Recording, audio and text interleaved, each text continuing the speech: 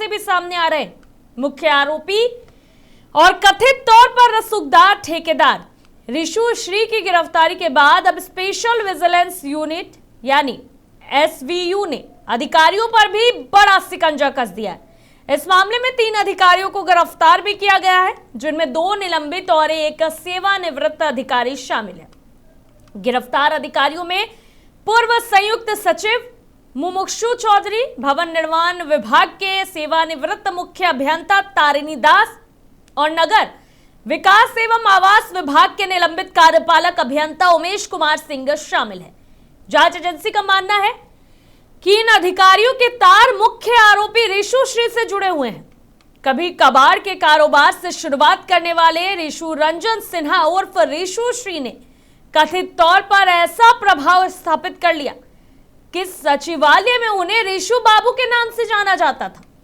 आरोप है कि टेंडर पास कराने से लेकर ट्रांसफर पोस्टिंग तक कई बड़े काम उसके जरिए कराए जाते थे। अब सबसे बड़ा सवाल यही है कि अगर एक ठेकेदार इतना प्रभावशाली हो सकता है कि वो अधिकारियों के अंदर तक अपनी पकड़ बना ले, तो फिर व्यवस्था की जवाबदेही कहां है? कौन देगा जवाबदेही? क्या यह सिर्फ कुछ अधिकारियों तक सीमित मामला है या इसके तार ऊपर तक जुड़े हैं? एसवीयू की कार्रवाई के बाद कई और अधिकारियों पर भी जांच की तलवार लटकती दिखाई दे रही है। तो आज इन्हीं तमाम बातों पर विस्तार से चर्चा करेंगे, क्योंकि जिस तरह से ये चौंकाने वाले खुलासे जो हैं लगातार हो रहे हैं, हालांकि 3 लोगों की गिरफ्तारी भी हुई है। बताया यह भी जा रहा है कि करीब 12 अधिकारियों से जो है ताल्लुकात ऋषु श्री के काफी अच्छे हैं। आपको बता दें कि ये भी बात सामने आई निकल के कि 2014 बैच के आईएएस अभिलाषा कुमारी शर्मा और 2017 बैच के आईएएस योगेश कुमार सागर जो है, इन लोगों को फॉरेन ट्रिप जो है वो भी स्पॉन्सर की गई है ऋषु श्री के द्वारा। साथ ही साथ आपको बता दें कि कई अधिकारियों के घर के रिनोवेशन तक जो है करवाए हैं ऋषु श्री ने। अब जरा सोचिए, तबादले से लेकर ट्रांसफर पोस्टिंग में भी इनका रोल है, हर चीज में इनका रोल निकलकर सामने आ रहा है। आखिर सिस्टम में कितना घुस चुका है ये ऋषु श्री? इससे तमाम तरह के सवाल भी जो है वो उठ रहे हैं। आपको बता दें कि सुरक्षा व्यवस्था को लेकर भी तमाम सवाल उठ रहे हैं। दरअसल अब धीरे धीरे खुलासे हो रहे हैं, क्योंकि शिकंजा जो है वो तगड़ा कसा जा रहा है। 2 सस्पेंड भी हुए हैं। आपको बता दें कि तमाम तरह की जांच जो है वो जारी है और तमाम पहलुओं पर जांच जारी है। तो सीधे हमारे साथ तमाम गेस्ट भी जुड़ेंगे। आपको बता दें कि आज तमाम तरह की चर्चा इस पर करेंगे और तमाम तरह के सवाल जो है उनका जवाब लेंगे। तो हमारे साथ आलोक वत्स जी, प्रवक्ता बीजेपी, जुड़ेंगे। हमारे साथ डॉक्टर अनुज कुमार तरुण जी, प्रवक्ता आरजेडी, जुड़ेंगे। हमारे साथ हमारी संवाददाता रिया सुमन जी जुड़ेंगी और हमारे साथ श्री कृष्ण प्रसाद जी, पूर्व डीएसपी पटना, वो भी हमारे साथ जुड़ेंगे। तो सबसे पहले मैं हमारी संवाददाता रिया सुमन का रुख करना चाहूंगी। रिया, क्या कुछ चल रहा है बिहार में? बताइए, सिस्टम के अंदर तक इतना घुस गया है कि अधिकारियों को स्पॉन्सर किया जा रहा है। किंग मेकर निकला ये तो। बिल्कुल, देखिए कि लगातार जो है ऋषु पर तंज कसद की गिरफ्तारी के बाद पुलिस लगातार रेड कर रही थी। तकरीबन जब 3 लोगों की अरेस्टिंग हुई, तीनों लोगों के घर पर से जो चीजें बरामद हुई, तकरीबन 11.53 लाख रुपया का जो है नगदी जो पैसा है वो बरामद किया गया। हालांकि सोना से भरे जो बक्से हैं वो जेवरात भी बरामद किए गए हैं। लेकिन सबसे बड़ी सिस्टम ही करप्ट हो तो बिहार की जनता भरोसा आखिर किस पे करे? अब लगातार देख रहे हैं सभा की बिहार में आईपीएस आईएएस ऐसे जो लोग हैं, बड़ी संस्था समझिए कि ये लोग जब बड़े घोटालों में संलिप्त है तो बिहार के लोग अब किस पे भड़के? हालांकि बिहार की सरकार कार्रवाई कर रही है। वही देखिए आईपीएस संजीव हंस के घरों पर भी अब रेड की पूरी तैयारी की गई है। उनकी गिरफ्तारी की बात चल रही है। उनकी जो संलिप्तता थी वो कहीं ना कहीं ऋषु से कनेक्शन जो है वो जुट रहा था और उनकी गिरफ्तारी भी बहुत जल्द होगी। हालांकि तमाम उनके घरों पर जो है पुलिस की रेड की तैयारी चल रही है कि कई बार हालांकि उनके जो आवास है, निजी आवास है, उनके घर पर भी कई बार रेड पड़ा है। लेकिन आर्थिक आय संपत्ति कई बार जब्त की गई थी। लेकिन इस बार जो है सरकार छोड़ने वाली नहीं है और जो जिस भी सिस्टम में करप्टेड लोग शामिल रहेंगे उन पे जो सरकार का शिकंज है वो कहीं ना कहीं कसा जा रहा है। और इस बार आप देखिए कि रिशु की गिरफ्तारी के बाद आज 3 लोगों की गिरफ्तारी हुई, जिसमें 11 करोड़, आप समझिए 11 करोड़ जनता का पैसा एक आईपीएस के घर से बरामद होता है। कितना बड़ा करप्शन जो है, अब ये लिंक जो है कहां से कहां जुड़ा हुआ है, तमाम तरीके का जांच पड़ताल चल रहा है। जी बिल्कुल रिया, आपके पास लौटेंगे हमारे साथ बीजेपी प्रवक्ता आलोक वत्स जी भी हैं, तो सीधे उनका रुख करना चाहूंगी। आलोक जी, बहुत बहुत स्वागत है आपका। क्या चल रहा है आलोक जी बिहार में? टेंडर माफिया, नौकरशाही पे आपको बता दें कि अधिकारियों पर जो है वो हावी होते दिख रहे हैं। फॉरेन ट्रिप से लेकर महंगे महंगे तोहफे सारे कुछ स्पॉन्सर किए जा रहे हैं, तबादले में भी रोल है, ट्रांसफर पोस्टिंग में। बताइए कैसे होगा ऐसे? देखिए रिशु जी, सॉरी सवा जी, एक बात मैं बता दूं जी कि करप्शन इस देश में पूरी तरीके से व्याप्त, बहुत सी शक्ति के बावजूद भी इस पर जिस तरीके से अंकुश लगनी चाहिए वो नहीं लगता है। बिल्कुल। खासकर बिहार में अगर आप किसी गवर्नमेंट ऑफिस में गए किसी काम के लिए और आपकी जेब में पैसे नहीं है तो आपका पूरा दिन बेकार चला जाएगा। बिल्कुल। या तो तगड़ी पैरवी होनी चाहिए या फिर पैसा होना चाहिए। रजिस्ट्री ऑफिस में काम करने वाले लोग, जहां जमीन का रजिस्ट्री होता है, वहां पर लोगों के पास से 15-15, 20-20 करोड़ रुपया ऑफिसर के यहां से बरामद होता है। और ऑफिसर नहीं, एक दलाल कहिए, क्या बोलते हैं, मुकर्री, जी वो जो लिखवाता है, नहीं, जो नीचे से कागज वगैरह बनवाता है, कातिब, it he is like a दलाल। उसका कोई रोल नहीं है, उसका कोई पोस्ट नहीं है।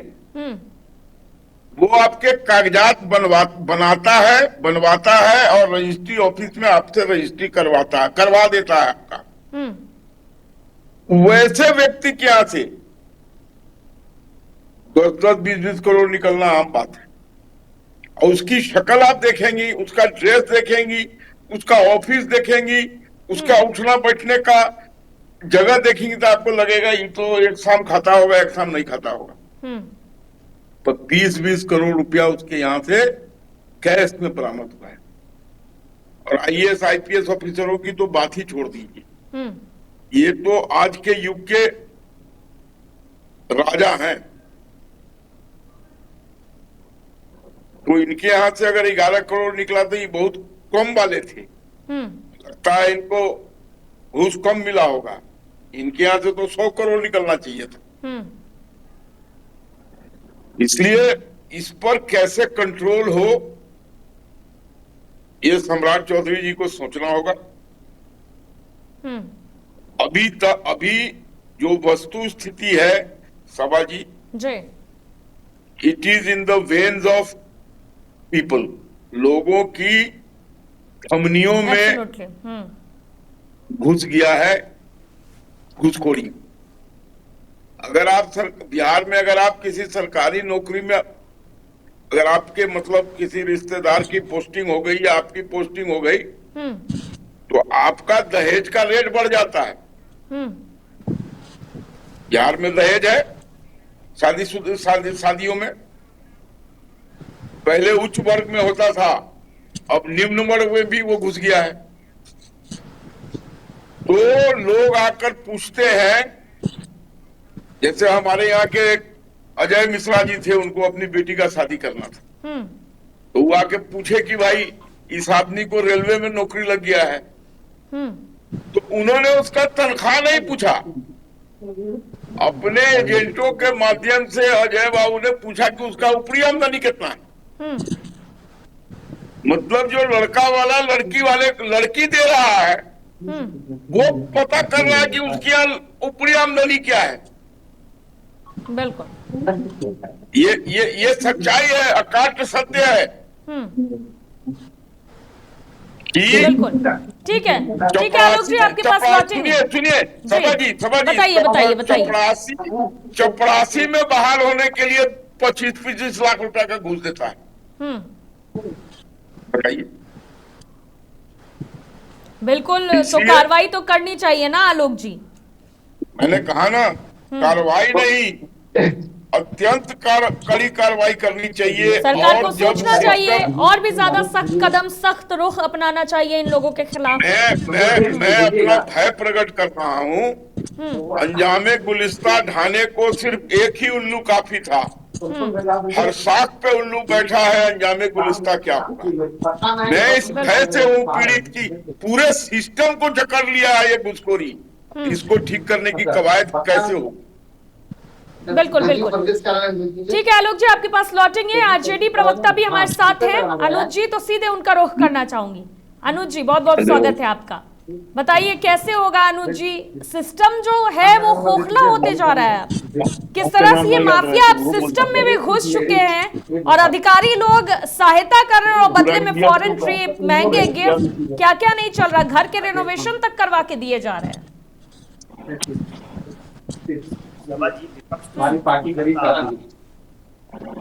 कि ये सुशासन के नाम पर लूट वाली सरकार की जनता सही है, बड़ी बिहार की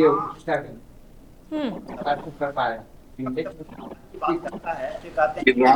राजद प्रवक्ता का आवाज नहीं ठीक से आ रहा है। आवाज आ रही है मेरी?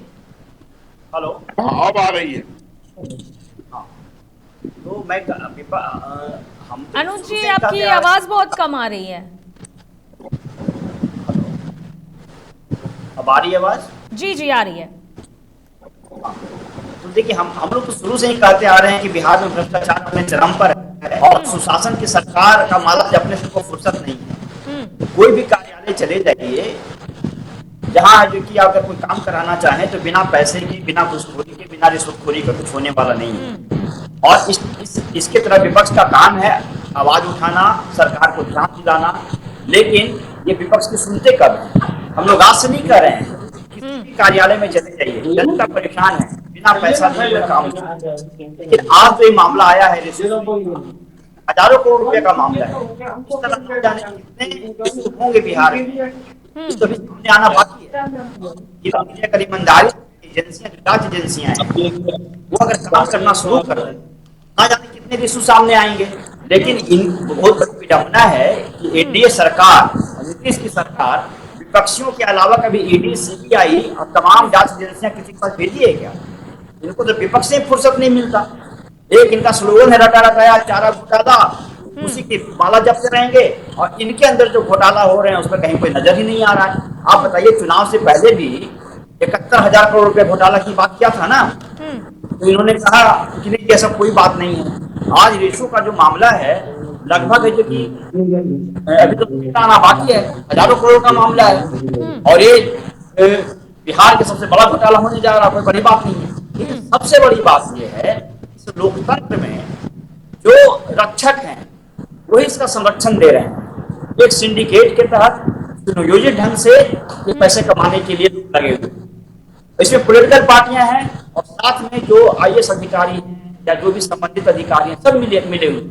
हम लोग शुरू से कहते आ रहे हैं कि नीतीश कुमार को घेर कर जो गुंजा पार्टी वाले लोग हैं, संरक्षण उन लोगों को प्राप्त है। ये तो विपक्ष को कभी सुनते नहीं। आज भी हम लोग के पास कई ऐसे लोग हैं जो कहते हैं कि कार्यालय में भ्रष्टाचार हुआ, निगरानी के पास हमने आवेदन किया है, लेकिन निगरानी को कोई फुर्सत ही नहीं, कोई मतलब ही नहीं है। आका का आदेश आएगा, यहाँ जाओ छापा मारने तो जाएंगे, नहीं आदेश आएगा तो नहीं जाएंगे। आज की स्थिति यही बनी हुई। बिल्कुल ठीक है डॉक्टर अनुज जी, आपके पास लौटेंगे। हमारे साथ पूर्व डीएसपी भी जुड़े हैं श्री कृष्ण प्रसाद जी, तो सीधे उनका रुख करना चाहूंगी। सर बताइए, अगर अधिकारी लोग भी संलिप्त रहेंगे ऐसे, तो भरोसा किस पे करेगी जनता? देखिए, ये सुशासन की सरकार है, जीरो टॉलरेंस की सरकार है। जहां तक मेरा प्रश्न है, ऋषि सिंह से संबद्ध जितने भी भ्रष्ट पदाधिकारी हैं, अगर उनके विरुद्ध कार्रवाई की जा रही है तो माननीय मुख्यमंत्री श्री सम्राट चौधरी का एक सराहनीय कदम है। ये माननीय नीतीश कुमार जी के बनाए हुए कदमों पर चल रहे हैं। यह अति प्रशंसनीय एवं स्वीकृत कार्य है। कुकृत्य नहीं है, सुकृत है। जितना कुकृत्य कार्य किया गया है भ्रष्ट पदाधिकारियों के द्वारा, अगर वह कार्य अगर माननीय मुख्यमंत्री के द्वारा उनके विरुद्ध कार्रवाई की जा रही है तो अति सराहनीय है, इसकी मैं भूरी भूरी प्रशंसा करता हूँ। बिल्कुल बिल्कुल सर, ये तो बिल्कुल सही बात है कि कार्रवाई हो रही है, लेकिन आपको नहीं लगता कि काफी देर नहीं हो जाती कार्रवाई करते करते? बिहार में सिस्टम खोखला हो रहा है। 2014 और 17 बैच के आईएएस को फॉरेन ट्रिप स्पॉन्सर किया जा रहा है, महंगे महंगे तोहफे दिए जा रहे, घर का रेनोवेशन तक करवाया जा रहा है, और जाग हम कब रहे हैं? 26 में? 26 में हमें पता चल रहा है कि कौन कौन संलिप्त है। में समय तो लगता ही ना है, समय तो लगेगा ही जांच और अनुसंधान में। जब भी तथ्य सामने आएगा, बिल्कुल तथ्य सामने आएगा तो उनके विरुद्ध कार्रवाई की जा रही है। हमारे सरकार के तरफ से तो कोई लेसेस नहीं है। जो लोग भी संबद्ध है, भ्रष्टाचार में संलिप्त है, उनके विरुद्ध कठोर से कठोर माननीय मुख्यमंत्री जी के द्वारा कार्रवाई की जा रही है। ठीक है श्री कृष्ण प्रसाद जी, आपके पास लौटेंगे। आलोक जी का रुख करना चाहूंगी। आलोक जी, अभी आप भी आरजेडी प्रवक्ता डॉक्टर अनुज जी को सुन रहे थे, उनका तो साफ तौर पे कहना है कि आप लोग अगर विपक्ष छोड़ के इन सब चीजों पर ध्यान देंगे तो हालात सुधर जाएंगे, लेकिन आप लोग से विपक्ष को टारगेट करते हैं, उनके पीछे ही सारी एजेंसी लगाते हैं, ऐसा आरोप लगा रहे थे वो। देखिए सवा मैडम, डॉक्टर अरुण की बातें बेबुनियाद थी। आरजेडी के समय का जो आतंकवादी तांडव होता था उससे पूरा बिहार परिचित है।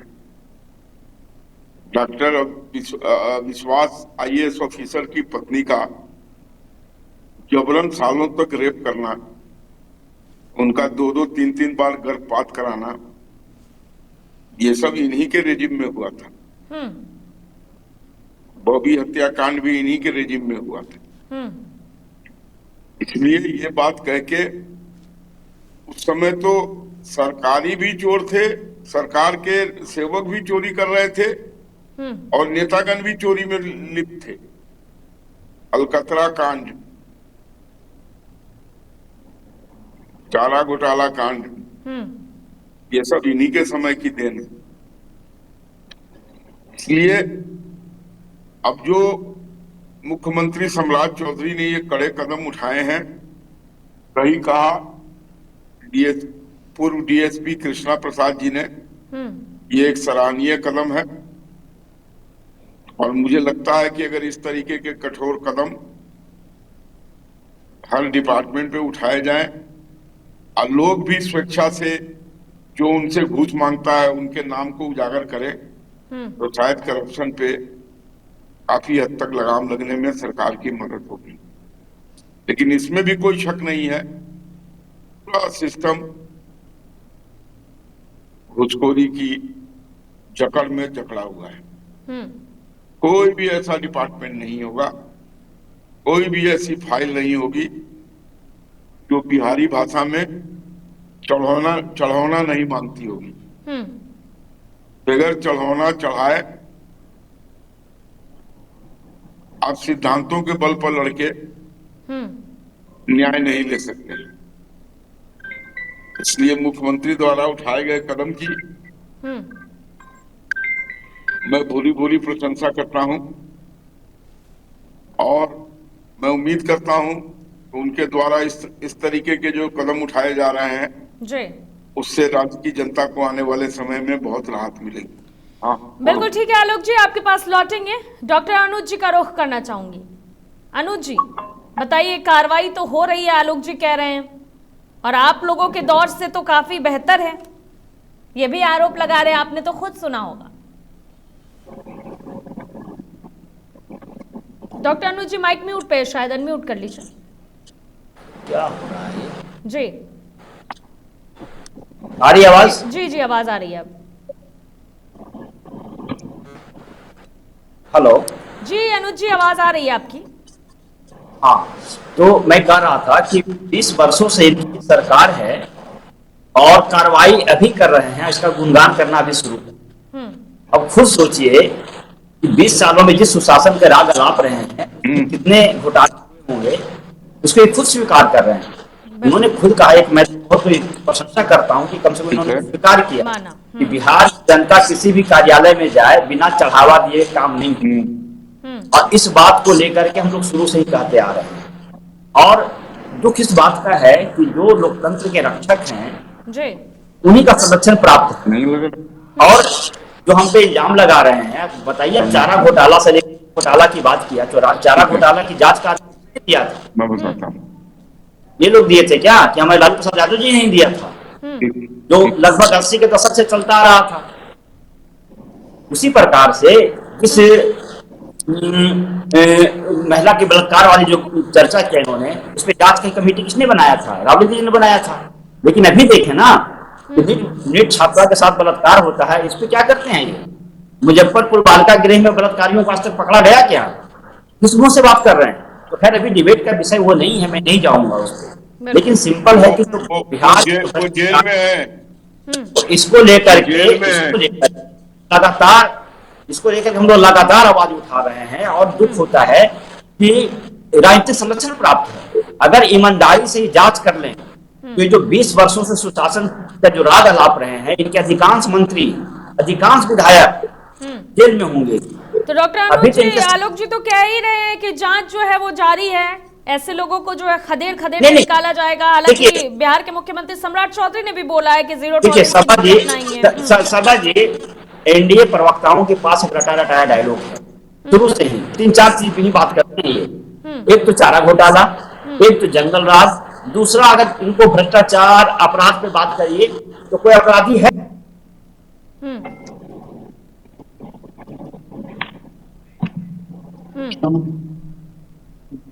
बिल्कुल। तो फिलहाल बात करते हैं रिशु श्री पर, जिस पर शिकंजा जो है वो कसा जा रहा है, एक के बाद एक खुलासे भी हो रहे हैं। तो वापस गेस्ट का रुख करना चाहूंगी, तो हमारे संवाददाता रिया सुमन का रुख करना चाहूंगी। रिया, हालांकि मुख्यमंत्री जो है सम्राट चौधरी जीरो टॉलरेंस की नीति अपनाने की बात कह रहे हैं, कार्रवाई भी हो रही है। अब कौन कौन से बड़े खुलासे हो सकते हैं आने वाले समय में, और क्या क्या बड़ी कार्रवाई देखने को मिलेगी इस मामले में? क्योंकि सिस्टम तो पूरा खोखला नजर आ रहा है, और ये भी उम्मीद है कि और भी लोगों के खुलासा होंगे, क्योंकि तकरीबन 12 लोग जो है, करीब 12 अधिकारी इसमें शामिल है। बिल्कुल, देखिए इसका लिंक जो है बड़ा जोड़ा जा रहा है कि बड़े दूर तक है, क्योंकि देखिए डीजी पंकज कुमार ने इन तीनों पर जो है कार्रवाई करके गिरफ्त मिली है। हालांकि ये भी कहा जा रहा है कि बहुत जल्द और जो लिंकेज होगा उन्हें भी गिरफ्तार किया जाएगा। लेकिन सबसे बड़ी बात है कि देखिए सरकार के मुख्य सचिव, विभाग के अपर सचिव, इन तमाम लोग अगर सम्मिलित है किसी आईपीएस के इतने करीब जाकर, और मात्र देखिए कि 4-5 सालों में इन लोगों ने 11 करोड़ का जो है घोटाला करके, टेंडर घोटाले में इन लोगों की गिरफ्तारी हुई है। टेंडर घोटाले में इन लोगों ने 11 करोड़ 53 लाख रुपए का जो है घोटाला करके अपने निजी आवास में रखे हुए थे, जिसकी गिरफ्तारी के बाद जो है सरकार ने सारी सामग्री के साथ जब्त किया है। हालांकि देखिए सरकार तो कार्रवाई कर ही रही है, लेकिन सबसे बड़ी बात है कि सिर्फ छोटे लोगों पर नहीं, बड़े लोगों, जब आईपीएस के रूप में जो एक हैवान बैठा हुआ है, आईपीएस के रूप में जो बड़े हैवान बैठे हैं, जो टेंडर घोटाले कर रहे हैं। हालांकि वाकई सत्य बात है कि टेंडर मामले में अब तक बड़ी, जो भी आप देख रहे हैं कि ऋषि कुमार को जो है अरेस्ट किया गया, तो ऋषु को टेंडर घोटाले में ही अरेस्ट किया। आज भी जो 3 लोगों को जो अरेस्ट किया गया वो टेंडर घोटाले से ही, ऋषु से इनका लिंकेज था, जिस मामले में इनको अरेस्ट किया गया। हालांकि देखिए संजीव हंस के जो सरकारी आवास थी वहां भी जांच पड़ताल चल रही है, लेकिन संजीव हंस के जो अपना आवास है वहां भी जो है डीजी के टीम जाकर वहां जांच पड़ताल करी है। पंकज कुमार ने ये खुद बताया है कि तमाम तरीके का जो है जांच चल रही है। लेकिन अगर संजीव हंस इस मामले में संलिप्त है तो उनकी गिरफ्तारी होगी, यह निश्चित है। लेकिन अभी छापेमारी की पूरी तैयारी की जा रही है, उनके भी कई आवासों पर जो है छापेमारी की जाएगी। लेकिन देखिए संजीव हंस वही संजीव हंस है जो पूर्व में भी एक महिला का आरोप उनके ऊपर लगा था, गायत्री यादव का, और अभी तक सोचिए उस मामले में भी कार्रवाई संजीव हंस पे नहीं किया गया, जबकि उस महिला का पूरा आरोप था संजीव हंस पर। सरकार आखिर उन्हें क्यों इतना बचा के रखा इतना दिनों तक, पता नहीं था। लेकिन हालांकि देखिए कहा जाता है सच छुपता नहीं है। हालांकि आज उनका घोटाले का जो पूरा कारनामा है सरकार के समक्ष आ ही गया, और यही मामला देखिए संजीव हंस के तमाम अड्डों पर जो छापेमारी की पूरी तैयारी की जा रही है। जी सभा, बिल्कुल।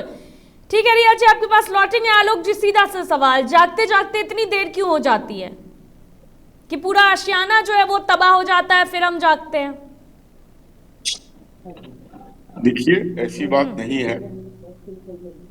और एक कहावत है, जब जागो तभी सवेरा। कम से कम हम कार्रवाई तो कर रहे हैं बड़े बड़े अफसरों पे। और अब आप देखिए, ये सरकार सख्ती से इस चीज को आगे ले जाएगी और हम पूरी कोशिश करेंगे कि बिहार में एक भय मुक्त, एक भूत रहित मुक्त वातावरण तैयार हो। हालांकि इसमें कितना सक्सेस मिलता है ये भविष्य में बताएगा, लेकिन हम अपनी तरफ से कोई कसर नहीं छोड़ेंगे। इसमें जनता का भी पार्टिसिपेशन बहुत जरूरी है। अगर आप चुपचाप घूस दे के अपना काम निकलवा लेंगे तो ऐसे लोगों का मन बढ़ता है। आप भी इसके खिलाफ विद्रोह करें, आप भी इसके खिलाफ विजिलेंस में जाएं और लोगों के नजर में लाएं कि ये अधिकारी घूस मांग रहा है इस काम के लिए। जब तक जनता भी इसमें सहयोग नहीं करेगी तब तक इसको पूर्ण रूप से उखाड़ कर फेंकना संभव नहीं होगा। मेरा अपना ऐसा मानना है। लेकिन आगे हम इस कार्रवाई को जारी रखेंगे और इस तरीके के लोगों को छोड़ेंगे नहीं, बख्शेंगे नहीं। बिल्कुल बिल्कुल, ठीक है आलोक जी, आपके पास लौटेंगे। डॉक्टर अनुज जी का रुख करना चाहूंगी। अनुज जी बताइए, जब जागो तब सवेरा, आलोक जी मान ही रहे इस बात को कि कार्रवाई जो है वो चल रही है, धीरे धीरे ही सही, लेकिन जाग गई है अब सरकार।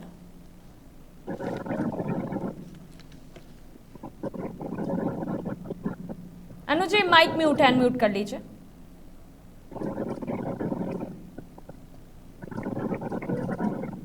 अनुज जी,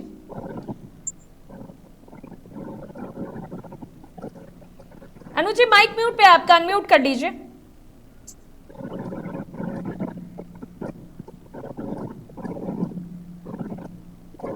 हेलो जी, आवाज आ रही है। एसपी सर से जान लिया जाए सवाल। डीएसपी बिल्कुल सर से बिल्कुल जान बिल्कुल, उनका भी रुख में करेंगे। वो डीएसपी नहीं रह सकते। हेलो, जी अनुज जी, आवाज आ रही है आपकी। अब आ रही है? जी, देखिए, जी, मैं आवाज आ शुरू रही से है। ही कह रहा हूँ कि कम से कम आलोक जी स्वीकार तो कर रहे हैं, मैं उनको धन्यवाद देता हूँ।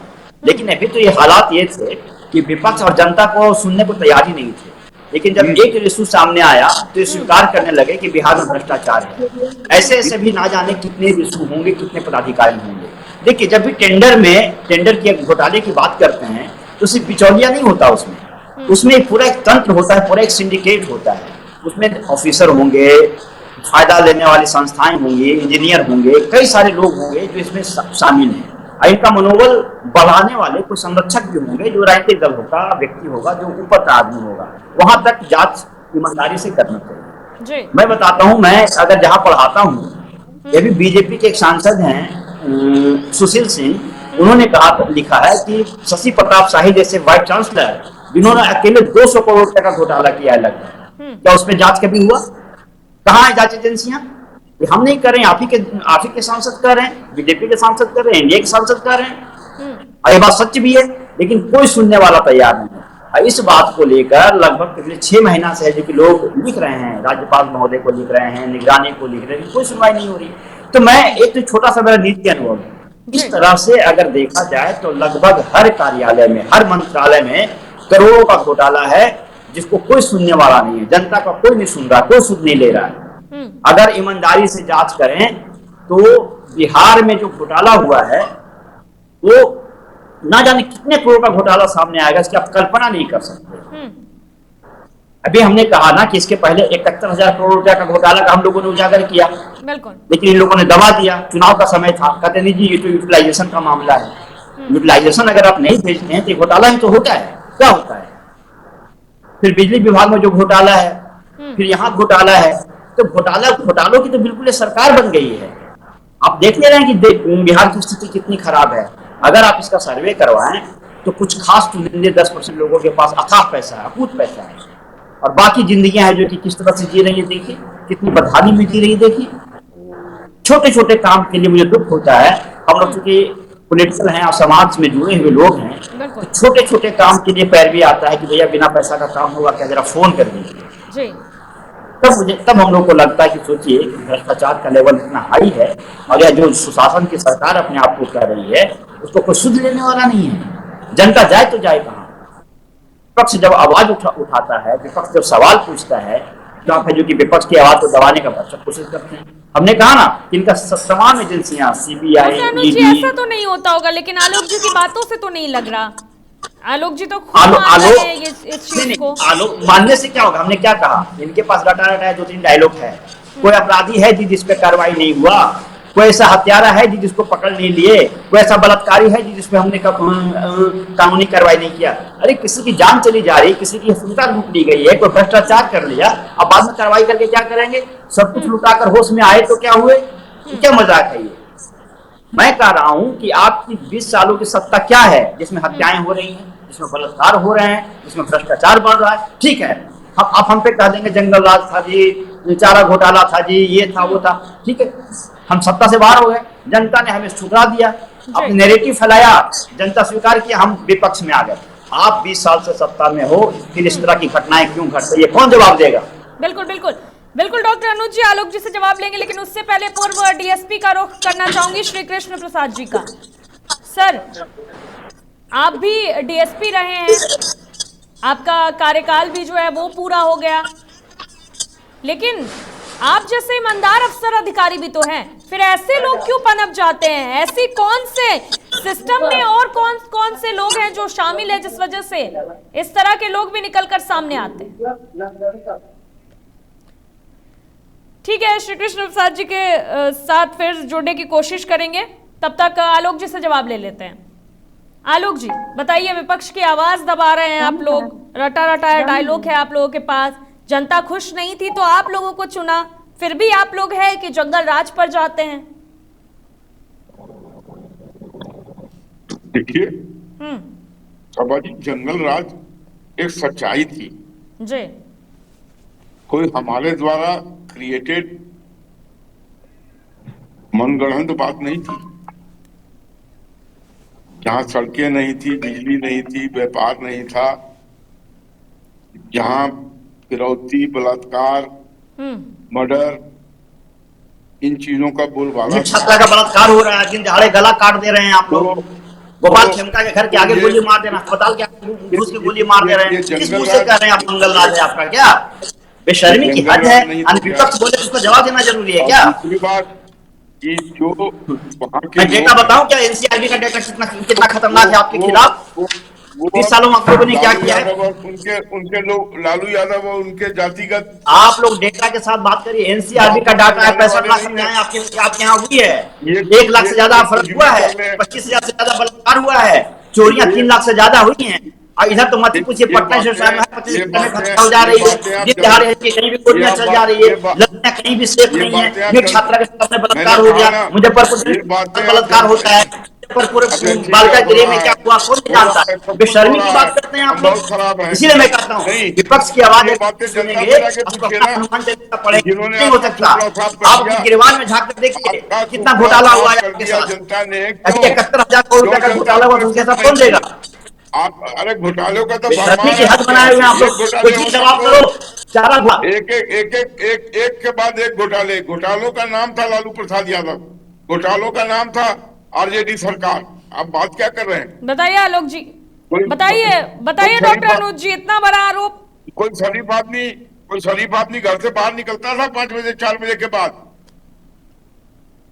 डॉक्टर अनुज जी कर रहे हैं, इतना बड़ा आरोप कि आप लोग अब घोटालों की बातें करेंगे। डॉक्टर अनुज जी माइक म्यूट पे, आप अनम्यूट कर लीजिए। चारा घोटाला सत्य नहीं है? हेलो जी हेलो जी अनुज जी आवाज आ रही है। अभी मैं वही कह रहा हूँ सभा जी कि इनके पास रटा डायलॉग है, चारा घोटाला है। भाई चारा घोटाला हुआ, अभी सब जुडिस है, आपने नैरेटिव खड़ा किया, उसमें कहीं भी कोर्ट का जजमेंट पढ़ लीजिए। मेरी बात सुनिए, डायलॉग है बिल्कुल मेरी बात सुनिए। मैं बार बार कह रहा हूँ कि चारा घोटाला सब जुडिस है और उसमें कहीं नहीं लिखा हुआ है किसी पे लालू राज नहीं हुआ। ये 1980 से चला रहा था, वो 80 के दशक से चला रहा था। जगन्नाथ में शराब कहते हैं, डायलॉग चल रहा है। हेलो, क्या चारा घोटाला क्या सिर्फ लालू जी की देन है? क्या लालू जी से पहले चारा घोटाला नहीं हो रहा था? लेकिन वो सब जुडिस मामला है। आप चारा घोटाला की चर्चा नहीं हो रही यहाँ वर्तमान समय में। घोटाला क्या, मुझे पूरे डिस्कस को आप वहां मत ले जाइए, वो अभी सब जुडिस है, चल रहा है मामला अभी वो। और पूरे देश जान रहा है कि उसमें क्या हुआ क्या नहीं हुआ। चारा खाए जगन्नाथ मिश्रा, जेल गए लालू जी, उसकी बात मत करिए। अभी जो रिशु कांड हो रहा है, जो इतनी बड़ी घोटाला है, 71,000 बीच में 71,000 करोड़ रुपया का घोटाला हुआ था, उस पे बात करिए। आप लोग हमेशा जो सवाल जवाब होता है तो आप पीछे जाके जस्टिफाई करने की कोशिश करते हो। हमने कहा कि आपने नैरेटिव फैलाया, जनता ने स्वीकार किया, हम सत्ता से बाहर है। आपके समय में घोटाला कैसा था, इसका जवाब दो। हर कार्यालय में बिहार की जनता के जेब से पैसे लग रहे हैं, क्यों? ठीक है, जवाब ले लेते हैं। जवाब दो। अनुज जी जवाब ले लेते हैं, फिर आप अपना रिएक्शन दे दीजिएगा। आलोक जी देखिए सभा जी, राजद के लोगों को झूठ परोसने के अलावा और कुछ नहीं आता। क्यों डेटा के साथ बात नहीं करोगे? एनसीईआरटी का डाटा मैंने नहीं दिया कि हत्या बलात्कार और ठीक है डॉक्टर रंजन नहीं, जवाब लेंगे आपसे। आप झूठ कैसे बोल लेंगे? आपको कुछ नहीं आता। डेटा के साथ बात करिए। एनसीईआरटी का डाटा 20 सालों में 65 लाख हत्याएं हुआ है, सजा पा चुके हैं, 65,000 हत्याएं हुई हैं अभी तक। लालू यादव पूरा एनसीईआरटी के डेटा देखिए। आपका सुनिए तो आलोक जी क्या कह रहे हैं। डॉक्टर आलोक जी सुनिए तो आलोक जी क्या कह रहे हैं। कितना भी चिल्ला लीजिएगा अरुण जी, आप सत्ता में चिल्लाने क्या? एनसीईआरटी का डाटा हम थोड़ी चिल्ला रहे हैं, आप चिल्ला रहे हो। मतलब कि बिना डेटा के बात करते हो आप लोग। क्यों डेटा? आप गूगल कर लीजिए, एनसीईआरटी डाटा है 20 वर्षों में 65,000 से ज्यादा हत्याएं हुई हैं, 1 लाख से ज्यादा अपहरण हुए हैं, बलात्कार की घटना 25-30 हजार हुए हैं, चोरियां लगभग अभी 3 लाख हुए हैं। हम नहीं कहते, ये आप एनसीईआरटी का डाटा देख लीजिए, तो सरकार द्वारा जारी किया जाता है और इल्जाम हम पे लगा रहे हैं। अरे पढ़ लीजिए ना थोड़ा बहुत आलोक जी, पढ़ने में क्या दिक्कत है आपको? बिहार की कोई भी जनता गूगल करके देख ले कि किसके राज्य में ज्यादा हत्याएं हो रही, कंपटीशन नहीं चल रहा है किसके राज्य में कितनी हत्याएं हुई, नहीं हत्या हुई, दोनों से कह रही हूँ। अब क्या चल रहा है और कैसे सुधरेगा, यही जिम्मेदारी होनी चाहिए, क्योंकि जनता का भरोसा टूटे ये बिल्कुल भी गलत है। लोगों के अंदर खुशी चल रही है। आलोक जी पीछे ले जा रहे हैं ना, इसलिए मुझे ये सब कहना पड़ गया। मैं बार बार कर रहा हूँ, वर्तमान की बात करिए। चलिए ठीक है। वर्तमान में वहाँ सुशासन है, वहाँ ईमानदारी है, देखिए रहे कितना सुशासन है, एक अच्छी सरकार है। नीट बच्ची के साथ बलात्कार होता है, बलात्कार अभी तक पकड़ा नहीं गया, कितना सुशासन है देख ले रहे हैं। कोई महिलाएं घर से बच्चियां आज सुरक्षित अवस्था में घर से नहीं निकल पा रही हैं। पटना जैसे शहर में हर 25 घंटे में हत्याएं हो जा रही हैं। मुख्यमंत्री के आवास के आसपास गोलियां चल जा रही है, कितना सुरक्षित है देख ले रहे हैं क्या हम लोग? बताइए आलोक जी कैसे सुरक्षित है फिर? डॉक्टर अनुज जी तो गिनवा रहे हैं सारी चीजें। ये सब झूठी बातें हैं, तो कहानी है, बोल दीजिए। कोई ऐसा नहीं है। और ये जिस एनसीईआरटी की डाटा की बोल दीजिए कि बिहार में सबसे कम क्राइम रेट है, ये पता कर ले। एनसीईआरटी में पता कर लीजिए। उत्तर प्रदेश के बाद बिहार दूसरा राज्य है जहाँ क्राइम सबसे ज्यादा है। ठीक है मुद्दे पे रहते हैं। आलोक जी एक बात बताइए, क्या रिशु श्री जो है ये सिर्फ कोहरा है? असली चेहरे अभी और भी पर्दे के पीछे हैं जिनका आने वाले समय में खुलासा हो सकता है? क्योंकि जिस तरह से सिस्टम में ये इंसान घुसा हुआ है, ऐसा ही प्रतीत हो रहा है कि और भी बड़े लोग जो हैं इसमें शामिल हैं, तभी इतना संरक्षण प्राप्त हुआ, तभी इतनी मनमानी बढ़ी है। देखिए मैं दावे के साथ तो नहीं कर सकता हूँ, लेकिन अगर इस तरीके से एक्स्ट्रा टेरिटोरियल पावर को दिखाता है तो निश्चित तौर से उसको किसी न किसी उसकी पीठ ठोकी होगी। बिल्कुल ठीक है। डॉक्टर अनुज जी का रुख करना चाहूंगी। अनुज जी आप इसमें बता रहे थे कि कोई राजनीतिक संरक्षण भी प्राप्त हो सकता है, देखिए तभी जो है इतनी मनमानी बढ़ी है। देखिए सवाल ये तो बिल्कुल सच बात है कि बिना राजनीतिक संरक्षण के इतना बड़ा घोटाला नहीं हो सकता। मैं एक तो घोटाला का जो उदाहरण दिया था, जो मैं अपने अनुभव से दिया था, हमारे आसपास ही थे, उसमें भी मैंने देखा कि लगभग जो संबंधित विभाग मंत्रालय के जो बड़े अधिकारी थे उनका संरक्षण प्राप्त था, तभी विश्वविद्यालयों में घोटाला चल रहा था। चाहे वो राजभवन के अधिकारी हो, चाहे वो शिक्षा विभाग के अधिकारी हो, चाहे वो, मैं नाम नहीं लेना, लेकिन बिना संरक्षण की इस तरह का घोटाला नहीं। किसी मंत्री का भी संरक्षण प्राप्त था हमारे विश्वविद्यालय में, जो घोटाला है उसकी जांच अभी तक नहीं हो रही है। अब खुद सोचिए कि मैं उदाहरण दे रहा हूँ, जस्ट लाइक इस तरह से जाने कितने सारे उदाहरण है। जैसे मगध विश्वविद्यालय की मैं बात कर रहा हूँ, कि जो परीक्षा लगभग 50 से 60 रुपए के बीच में पर स्टूडेंट कराया जाता था, उसका एक टेंडर पास किया गया और तुरंत टेंडर लेने के बाद कुछ दिनों के बाद उसको 100 रुपए के आसपास ले जाया गया और कुछ दिन और उसको फिर 200 रुपए के पास लेके चला गया। ऐसा खर्च कैसे बढ़ गया भाई? टेंडर के नाम पे आपने जो 50-60 रुपए से शुरू किया वो 100 के आसपास ले गए, फिर 200 तक लेके चले गए और वहां करोड़ों का घोटाला हुआ, करोड़ों का भुगतान हो गया। तो इस तरह से टेंडर से देखी जगह नहीं है कि जहां जहां सरकारी संस्थाओं में टेंडर पर एजेंसियां काम कर रही है वहां हर जगह घोटाला इस तरह का। बशर्ते शर्त ये है कि सिर्फ ना पक्ष की बात सुनिए ना विपक्ष की बात सुनिए, आप अपने एजेंसियों को ईमानदारी से इन विभागों को भेजिए और जांच कराइए। बिहार की स्थिति इतनी दयनीय है, उसके पीछे सबसे बड़ा भ्रष्टाचार है। मैं वादा करता हूं कि आप ईमानदारी से जांच कराइए, सिर्फ आरोप प्रत्यारोप मत लगाइए। मैं तो कहता हूं मैं साथ दूंगा और मेरी इच्छा भी है कि बिहार जैसे राज्य में अगर भ्रष्टाचार खत्म हो जाए तो बिहार राज्य में बदल जाएगा। ऐसा नहीं कि यहाँ फंड की कमी है और लोग काम करने वाले लोग नहीं, लेकिन दिक्कत क्या है कि जो जिसको जहां नजर आ रहा है अपनी जिम्मेवारियों से छोड़कर सिर्फ पैसा लूटने में लगे। मैं तो कई बार कहता हूं, अपने आम बोलचाल की भाषा में कहता हूं, कई अधिकारियों पास सिर्फ घोड़ा नहीं है, अगर घोड़ा मिल जाए तो डकैत कहलाएंगे, इतने लूट मचाए। ठीक है, तो मैं कह रहा हूं कि सरकार, उम्मीद करते हैं कि सरकार इन भ्रष्टाचारियों पर लगाम लगाए, ईमानदारी से अपनी एजेंसियों को स्वतंत्रता दे या आपको जहां भी शिकायत मिले, आम आदमी की शिकायत मिले, उस भ्रष्टाचार पे आप अंकुश लगे। ठीक है, ठीक है। डॉक्टर अनुज जी आपके पास लौटेंगे। पूर्व डीएसपी का रुख करना चाहूंगी श्री कृष्ण प्रसाद जी का। सर एक बात बताइए, आपका भी कार्यकाल था, आप जैसे ईमानदार लोग भी हैं, लेकिन फिर ऐसे अधिकारी जिन पर जनता जो है बहुत भरोसा करती है कि इनके संरक्षण में हम जो है वो ठीक रहेंगे, लेकिन ऐसी चीजें निकलकर सामने आती है तो पूरे सिस्टम पर सवाल उठाती है। ये ऐसा कैसे हो जाता है? ऐसे कैसे ब्रेन वॉश हो जाता है इनका, या ऐसे कौन से प्रलोभन में आ जाते हैं ये?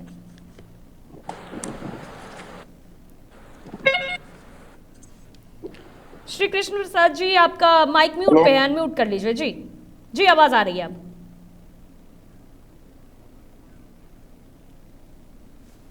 सर माइक म्यूट पे है, अनम्यूट कर लीजिए।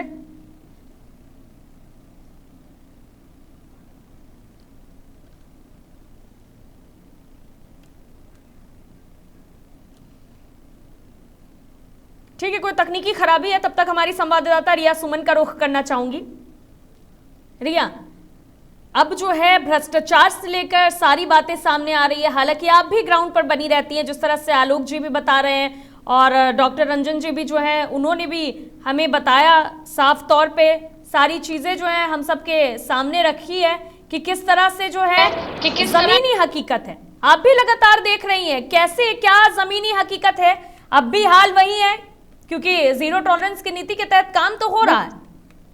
माफ कीजिएगा, डॉक्टर अनुज जी ने देखिए सवाल, सरकार किसी की भी हो, सरकार किसी की भी हो, चाहे वो लालू जी का रहा हो या फिर अभी नीतीश जी का रहा हो या सम्राट चौधरी का रहा हो, लेकिन अगर घोटाले हो रहे हैं, और बताइए ये घोटाले में जो रकम पाई है 11 करोड़ रुपए, ये तो रकम एक दिन का नहीं हो सकता है, कई सालों से ये करप्शन चल रहा होगा और ये जनता का पैसा है, क्योंकि टेंडर तो जनता की तरफ जाता है ना, ये टेंडर का पैसा ही लाया गया। हालांकि स्पेशल विजिलेंस टीम लगातार कार्रवाई कर रही है और स्पेशल विजिलेंस यूनिट के द्वारा जो है अभी भी नजर रखी जा रही है, और ये भी कहा गया है कि और जो लोग संलिप्त है उनका जो तार जुड़ा हुआ है लोगों के द्वारा, वो तार पर जो है लोगों की जो है नजर है। भी कहा जा रहा है कि अभी तो संजीव हंस पे नजर है, स्पेशल विजिलेंस यूनिट का जो नजर है वो अभी संजीव हंस पे टिका हुआ है, क्योंकि निजी आवास, सरकारी आवास से लेकर कई उनके जहाँ उनका अपना बिजनेस चलता है वहां भी लोग छापेमारी के लिए तैयारी कर रहे हैं। लेकिन सबसे बड़ी बात है कि जब आईपीएस आईएएस करप्टेड हो जाए तो जनता आखिर किस पे भरोसा करेगी, ये बार बार सवाल आता है, क्योंकि जनता तो बड़े बड़े अधिकारियों पे भरोसा करती है। और टेंडर के समय बताइए कि आईपीएस का संलिप्तता कितनी बड़ी शर्म की बात है बिल्कुल बिहार के लिए, कि बिहार में आए दिन आईपीएस आईएएस बड़े बड़े करप्शन का शिकार। बताइए अगर इन पर कार्रवाई नहीं होगी और ये लोग गिनती करवा रहे हैं लालू जी का कार्यकाल, नीतीश जी का कार्यकाल, सम्राट जी का कार्यकाल किसी का भी हो, लेकिन अगर आप निगरानी नहीं रख रहे हैं तभी तो इतनी बड़ी करप्शन का जो है वो खुलासा हो रहा है। अगर नजर रखी जाती तो 11 रुपया, आप समझ किन किन लोगों से लूटा था। अब तो सवाल खड़ा होगा, क्योंकि ये तो आप वारदात के बाद आप देख रहे हैं कि सामने रह रहा है, और सोना जेवरात पूरा इतना जो निकला है, कहाँ से आया है ये सारी। इस पर पूरी निगरानी रखनी चाहिए, और सरकार तो कार्रवाई हालांकि कर ही रही है, और लगातार आप देख रहे हैं कि आर्थिक अपराधी अपनी नजर बना रखी है। जी सवाल बिल्कुल बिल्कुल ठीक है रिया। आलोक जी का रुख करना चाहूंगी। आलोक जी, जिस तरह से भ्रष्टाचार जो है सिस्टम के अंदर एकदम घुस चुका है दीमक की तरह, और ये जो है धीरे धीरे पूरे सिस्टम को तबाह कर रहा है, तो क्या सिर्फ गिरफ्तारी से जो है भ्रष्टाचार पर लगाम लग सकेगा, या और भी बड़ी कार्रवाई करनी पड़ेगी? देखिए, और भी बड़ी कार्रवाई करनी पड़ेगी, और भ्रष्टाचार पूरी तरह से व्याप्त है, ये तो मैंने अपने शुरू कमेंट में ही एडमिट कर लिया था। बिल्कुल बिल्कुल आलोक जी, माना है आपने इस बात को। मैं इस बात को भी कहूंगा कि अभी बहुत कड़ी कार्रवाइयां करनी पड़ेंगी, लोगों का भी इसमें सहयोग चाहिए, ये भी मैंने कहा है। तभी ये करप्शन जो बिल्कुल पाताल तक अपनी जड़ें जमा चुका है, तभी इसका निराकरण और निर्मूलन संभव। जब तक पब्लिक और लोग साथ नहीं आएंगे इसको उजागर करने के लिए, तब तक ये अपनी जड़ें जमाए बैठा रहेगा, इसमें कोई शक नहीं। इक्के दुक्के बिरले को छोड़ के पूरा तंत्र आकंठ डूबा हुआ है घुसखोरी में, बिल्कुल आकंठ। ठीक है आलोक जी, हमारी सरकार से लोगों को उम्मीदें हैं, और उस पर कार्रवाई भी देखने को मिल रही है। मुझे उम्मीद है कि इसको आगे भी जारी रखा जाएगा, और जहां तक हो सकेगा इस दानापुर को खत्म करने का कार्य हम करेंगे। बिल्कुल बिल्कुल आलोक जी, ठीक है। आखिरी कमेंट डॉक्टर अनुज जी से लेना चाहूंगी। अनुज जी, मुस्कुरा रहे हैं आप। आलोक जी बात तो सही कह रहे हैं ना? आलोक जी बात तो आलोक जी की ईमानदारी को मैं धन्यवाद देता हूँ। बहुत अच्छी व्यक्ति हैं कि कम से कम बात कर रहे हैं कि बिहार में भ्रष्टाचार है, और इनकी चिंता बिल्कुल जायज है, और हमारी भी चिंता है। तो सिंपल हम यही कहेंगे कि सरकार 20 सालों में दे रहा है, लेकिन दुरुस्त है, अभी भी वक्त है। सरकार को अगर सुधारना है तो सभी कार्यालय से, सभी मंत्रालय, बुलडोजर उन पर कार्रवाई करिए। गरीबों घर पे बुलडोजर चलाने की वजह है आप उन पदाधिकारियों पे कार्रवाई, मंत्रालय में जो कार्रवाई करिए। बिहार की आधा स्थिति तो यूं ही सुधर जाएगी, लेकिन हमारे मुख्यमंत्री गरीबों पे बुलडोजर चला रहे हैं बिना उनको रहने खाने की व्यवस्था किए हुए। तो भी सबसे पहला को मजबूत करने के लिए जरूरी है कि आप कैसे कार्रवाई करिए। ठीक है, बिल्कुल डॉक्टर अनुज जी, आलोक जी, रिया जी और श्री कृष्ण प्रसाद जी, बहुत बहुत शुक्रिया आप सभी का हमारे साथ जुड़ने के लिए। दरअसल बिहार में जिस तरह से एक्शन हो रहा है, जीरो टॉलरेंस की नीति अपनाई जा रही है। हालांकि बिहार सरकार, सम्राट चौधरी बार बार इस बात को बोल रहे हैं, और उसके तहत जो है कार्रवाई भी हो रही है, लेकिन अब भी सवाल बना हुआ है, क्योंकि जिस तरह से अधिकारी जो है, आला अधिकारी, जिन पर जनता भरोसा करती है, उम्मीद जताती है कि ये उन्हें न्याय दिलाने में मदद करेंगे, वैसे ही लोग क्योंकि अगर संलिप्तता इसमें सामने आए तो सवाल तो बनता है। बिहार में कानून व्यवस्था को लेकर भी, अधिकारियों पर भी और सिस्टम पर भी सवाल उठता है कि कैसे जो है सिस्टम वो अंदर ही अंदर खोखला होता जा रहा है। फिलहाल के लिए इतना ही। देखते रहिए महुआ खबर। नमस्कार।